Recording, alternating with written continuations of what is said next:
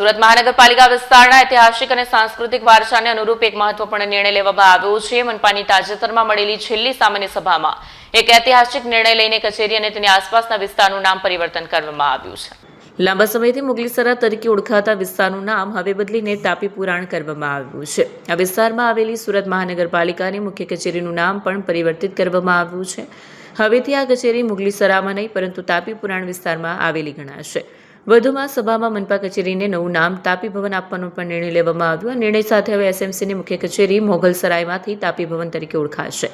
આ પરિવર્તન શહેરની ઓળખને તાપી નદી સાથે જોડતો એક પ્રયાસ માનવામાં આવી રહ્યો છે, જો સુરત શહેરની જીવનરેખા છે।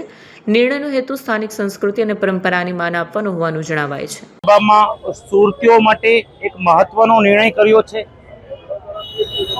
સુરતનો સમૃદ્ધિ જો કોઈના પ્રતાપે હોય તો તાપી માતાના પ્રતાપે છે। સુરતમાં તાપી માતાના કોઈ એવા મોટા પ્રકલ્પના નામ ન હતા। સુરત મહાનગરપાલિકાની મુખ્ય કચેરીનું આજે નામાંકન કરવામાં આવ્યું છે। સર્વાનુમતે ઠરાવ પાસ કરવામાં આવ્યો છે। વડી કચેરીનું શ્રી તાપી ભવન આજે નામ રાખવામાં આવ્યું છે।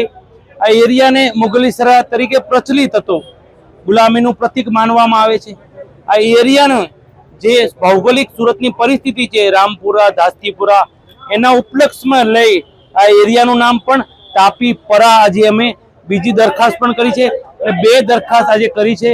અને ગંગાના સ્નાનથી, યમુનાના આચરણથી અને તાપી માતાના સ્મરણથી આ સદનમાં જે કોઈ સેવા લેવા આવશે એ માતાજીનું નામ લઈને આવશે એવું ચોક્કસ। અને માતાજીને અમે લોકોએ ફૂલ નહીં તો ફૂલની પાંખડી આપવાનો આજે એક શ્રેષ્ઠ પ્રયત્ન કર્યો।